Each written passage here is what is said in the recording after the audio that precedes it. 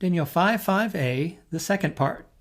We're going to look at the kativ kare with that nun pe kof verbal root. In the kare, it's the perfect third-person feminine plural.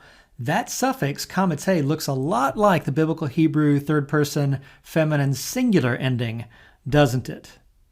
This kametze ending appears 3 times in biblical Aramaic. It's in Daniel 7, verse 8, as well as verse 20 of chapter 7.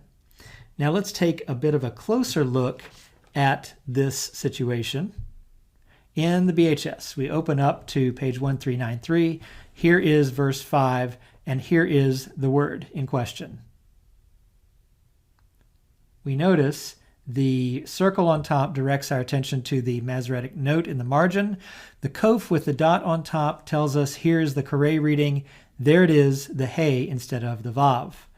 Now, there's also an A at the end that's directing our attention to a note at the bottom. The editors of the BHS really wanted to draw attention to that kativ kare. Strictly speaking, that's not necessary. In the editor's notes at the bottom, that's what they wanted to do. Now, it's interesting that there are some medieval codexes that place the kare reading actually in the biblical text. For example, there's this codex in the Vatican Library, Codex 6. You see the open page there. Folio 80 verso is on the right. Looking a little bit bigger here, we're going to concentrate on the right column, final line. That's where Daniel 5.5 begins. And here it is. You see the sof pasuk that's dividing the previous verse from Daniel 5.5, and the third word of the verse has the hey.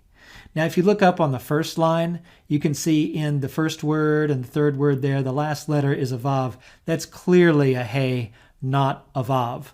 That is the kare reading in that word of Daniel 5.5.